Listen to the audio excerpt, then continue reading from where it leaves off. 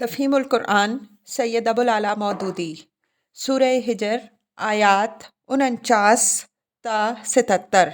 اعوذ باللہ من الشیطان الرجیم، بسم اللہ الرحمن الرحیم۔ نبئ عبادی انی انا الغفور الرحیم۔ اے نبی صلی اللہ علیہ وسلم، میرے بندوں کو خبر دے دو کہ میں بہت درگزر کرنے والا اور رحیم ہوں۔ وَأَنَّ عَذَابِي هُوَ الْعَذَابُ الْأَلِيمُ، مگر اس کے ساتھ میرا عذاب بھی نہایت دردناک عذاب ہے۔ وَنَبِّئْهُمْ عَنْ ضَيْفِ ابراہیم، اور انہیں ذرا ابراہیم علیہ السلام کے مہمانوں کا قصہ سناؤ۔ تفسیر: یہاں حضرت ابراہیم علیہ السلام اور ان کے بعد متصلاً قوم لوط کا قصہ جس گرد کے لیے سنایا جا رہا ہے، اس کو سمجھنے کے لیے اس سورت کی ابتدائی آیات کو نگاہ میں رکھنا ضروری ہے۔ آیات 7 تا 8 میں کفار مکہ کا یہ قول نقل کیا گیا ہے کہ وہ نبی صلی اللہ علیہ وسلم سے کہتے ہیں کہ اگر تم سچے نبی ہو تو ہمارے سامنے فرشتوں کو لے کیوں نہیں آتے؟ اس کا مختصر جواب وہاں صرف اس قدر دے کر چھوڑ دیا گیا تھا کہ فرشتوں کو ہم یوں ہی نہیں اتارا کرتے، انہیں تو ہم جب بھیجتے ہیں تو حق کے ساتھ بھیجتے ہیں۔ اب اس کا مفصل جواب یہاں ان دونوں قصوں کے پیرائے میں دیا جا رہا ہے۔ یہاں انہیں بتایا جا رہا ہے کہ ایک حق تو وہ ہے جسے لے کر فرشتے ابراہیم علیہ السلام کے پاس آئے تھے، اور دوسرا حق وہ ہے جسے لے کر وہ قوم لوط کے پاس پہنچے تھے۔ اب تم خود دیکھ لو کہ تمہارے پاس ان میں سے کون سا حق لے کر فرشتے آ سکتے ہیں۔ ابراہیم علیہ السلام والے حق کے لائق تو ظاہر ہے کہ تم ہو نہیں۔ اب کیا اس حق کے ساتھ فرشتوں کو بلوانا چاہتے ہو جسے لے کر وہ قوم لوط کے ہاں نازل ہوئے تھے؟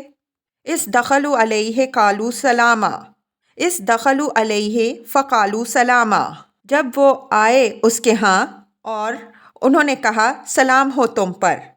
قالا انا منکم وجلون، تو اس نے کہا ہمیں تم سے ڈر لگتا ہے۔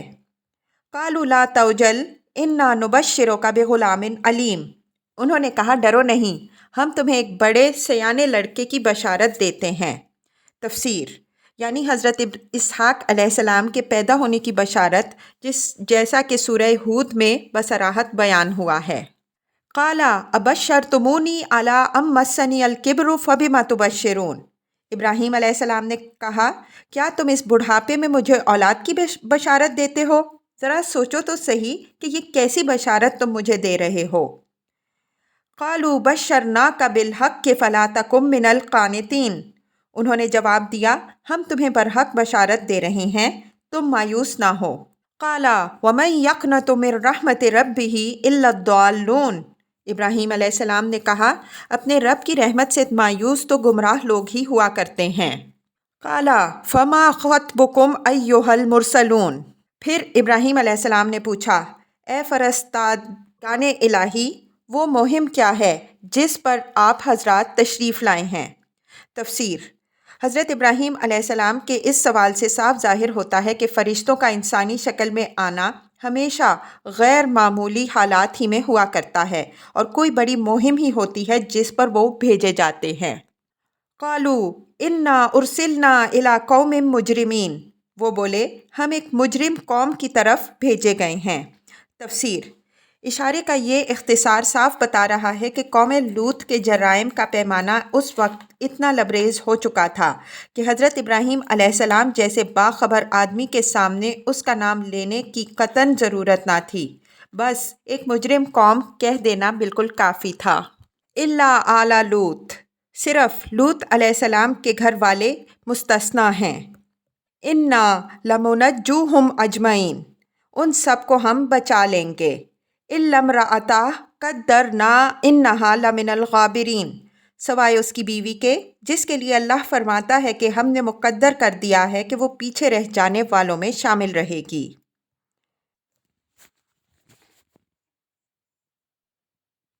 فلما جاء آل لوط المرسلون، پھر جب یہ فرستادے لوط علیہ السلام کے ہاں پہنچے۔ تفسیر: تقابل کے لیے ملاحظہ ہو سورہ اعراف رکوع 10 اور سورہ ہود رکوع 7۔ قَالَ إِنَّكُمْ قَوْمٌ مُنْكِرُونَ، تو اس نے کہا آپ لوگ اجنبی معلوم ہوتے ہیں۔ تفسیر: یہاں بات مختصر بیان کی گئی ہے۔ سورہ ہود میں اس کی تفصیل یہ دی گئی ہے کہ یہ ان لوگوں کے آنے سے حضرت لوط علیہ السلام بہت گھبرائے اور سخت دل تنگ ہوئے اور ان کو دیکھتے ہی اپنے دل میں کہنے لگے کہ آج بڑا سخت وقت آیا ہے۔ اس گھبراہٹ کی وجہ سے جو قرآن کے بیان سے اشارتاً اور روایات سے صراحتاً معلوم ہوتی ہے، یہ ہے کہ یہ فرشتے نہایت خوبصورت لڑکوں کی شکل میں حضرت لوط علیہ السلام کے ہاں پہنچے، اور حضرت لوط علیہ السلام اپنی قوم کی بدمعاشی سے واقف تھے، اس لیے آپ سخت پریشان ہوئے کہ آئے ہوئے مہمانوں کو واپس بھی نہیں کیا جا سکتا اور انہیں ان بدمعاشوں سے بچانا بھی مشکل ہے۔ قالوا بل جئناک بما کانوا فیہ یمترون، انہوں نے جواب دیا، نہیں بلکہ ہم وہی چیز لے کر آئے ہیں جس کے آنے میں یہ لوگ شک کر رہے تھے۔ وَآتَيْنَاكَ بِالْحَقِّ وَإِنَّا لَصَادِقُونَ، ہم تم سے سچ کہتے ہیں کہ ہم حق کے ساتھ تمہارے پاس آئے ہیں۔ فَأَسْرِ بِأَهْلِكَ بِقِطْعٍ مِّنَ اللَّيْلِ وَاتَّبِعْ أَدْبَارَهُمْ، لہٰذا اب تم کچھ رات رہے اپنے گھر والوں کو لے کر نکل جاؤ اور خود ان کے پیچھے پیچھے چلو۔ تفسیر، یعنی اس غرض سے کہ اپنے گھر والوں کے پیچھے چلو کہ ان میں سے کوئی ٹھہرنے نہ پائے۔ وَلَا يَلْتَفِتْ مِنْكُمْ أَحَدٌ، تم میں سے کوئی پلٹ کر نہ دیکھے۔ تفسیر، اس کا مطلب یہ نہیں ہے کہ پلٹ کر دیکھتے ہی تم پتھر کے ہو جاؤ گے جیسا کہ بائبل میں بیان ہوا ہے، بلکہ اس کا مطلب یہ ہے کہ پیچھے کی آوازیں اور شور و غل سن کر تماشا دیکھنے کے لیے نہ ٹھہر جانا۔ نہ یہ تماشا دیکھنے کا وقت ہے اور نہ مجرم قوم کی ہلاکت پر آنسو بہانے کا۔ ایک لمحہ بھی اگر تم نے معذب قوم کے علاقے میں دم لے لیا تو بعید نہیں کہ تمہیں بھی اس ہلاکت کی بارش سے کچھ گزند پہنچ جائے۔ وَامْضُوا حَيْثُ تُؤْمَرُونَ، بس سیدھے چلے جاؤ جدھر جانے کا تمہیں حکم دیا جا رہا ہے۔ وَقَضَيْنَا إِلَيْهِ ذَلِكَ الْأَمْرَ، اور اسے ہم نے اپنا یہ فیصلہ پہنچا دیا، أَنَّ دَابِرَ هَٰؤُلَاءِ مَقْطُوعٌ مُصْبِحِينَ، کہ صبح ہوتے ہوتے ان لوگوں کی جڑ کاٹ دی جائے گی۔ وَجَاءَ أَهْلُ الْمَدِينَةِ يَسْتَبْشِرُونَ، اتنے میں شہر کے لوگ خوشی کے مارے بے تاب ہو کر لوط علیہ السلام کے گھر چڑھ آئے۔ تفسیر، اس سے اندازہ کیا جا سکتا ہے کہ اس قوم کی بد اخلاقی کس حد تک پہنچ چکی تھی۔ بستی کے ایک شخص کے ہاں چند خوبصورت مہمانوں کا آ جانا اس بات کے لیے کافی تھا کہ اس کے گھر پر اوباشوں کا ایک ہجوم امنڈ آئے اور اعلانیہ وہ اس سے مطالبہ کریں کہ اپنے مہمانوں کو بدکاری کے لیے ہمارے حوالے کر دے۔ ان کی پوری آبادی میں کوئی ایسا عنصر باقی نہ رہا جو ان حرکات کے خلاف آواز اٹھاتا، اور نہ ان کی قوم میں کوئی اخلاقی حس باقی رہ گئی تھی جس کی وجہ سے لوگوں کو علل اعلان یہ زیادتیاں کرتے ہوئے کوئی شرم محسوس ہوتی۔ حضرت لوط علیہ السلام جس مقدس انسان اور معلم اخلاق کے گھر پر بھی جب بدماشوں کا حملہ اس بے باکی کے ساتھ ہو سکتا تھا تو اندازہ کیا جا سکتا ہے کہ عام انسانوں کے ساتھ ان بستیوں میں کیا کچھ ہو رہا ہوگا۔ تلمود میں اس قوم کے جو حالات لکھے گئے ہیں ان کا ایک خلاصہ ہم یہاں دیتے ہیں، جس سے کچھ زیادہ تفصیل کے ساتھ معلوم ہوگا کہ یہ قوم اخلاقی فساد کی کس انتہا کو پہنچ چکی تھی۔ اس میں لکھا ہے کہ ایک مرتبہ ایک اعلامی مسافر ان کے علاقے سے گزر رہا تھا۔ راستے میں شام ہو گئی اور اسے مجبوراً ان کے شہر سدوم میں ٹھہرنا پڑا۔ اس کے ساتھ اپنا زاد راہ تھا۔ کسی سے اس نے میزبانی کی درخواست نہ کی، بس ایک درخت کے نیچے اتر گیا، مگر ایک سدومی اصرار کے ساتھ اٹھا کر اسے اپنے گھر لے گیا۔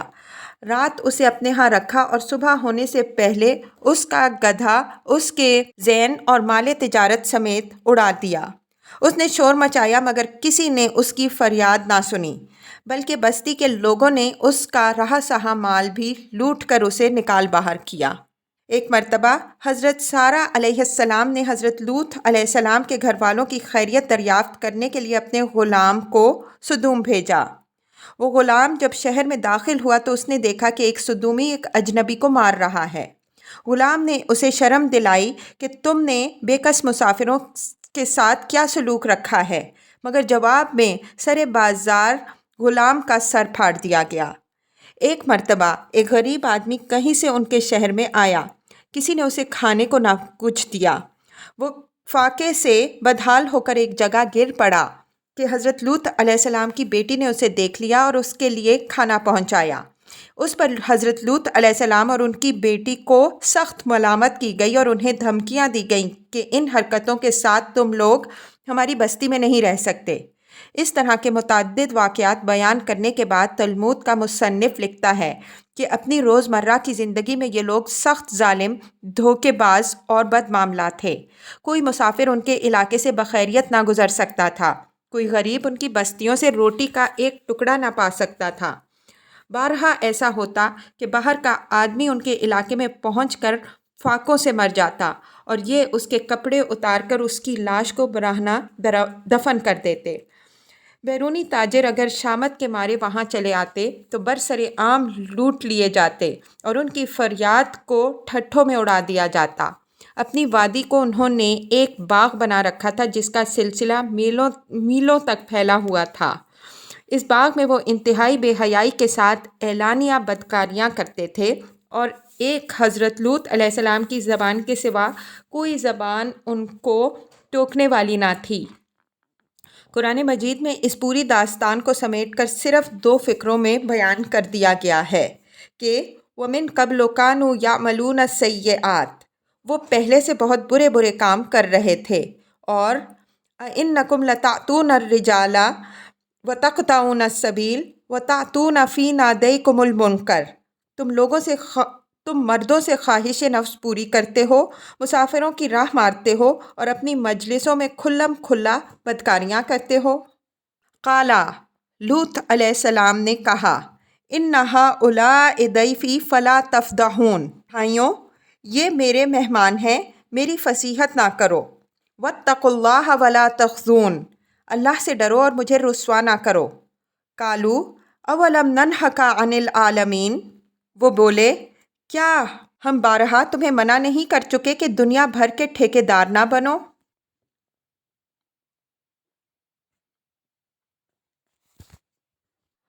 قال هؤلاء بناتی ان کنتم فاعلین، لوط علیہ السلام نے عاجز ہو کر کہا اگر تمہیں کچھ کرنا ہی ہے تو یہ میری بیٹیاں موجود ہیں۔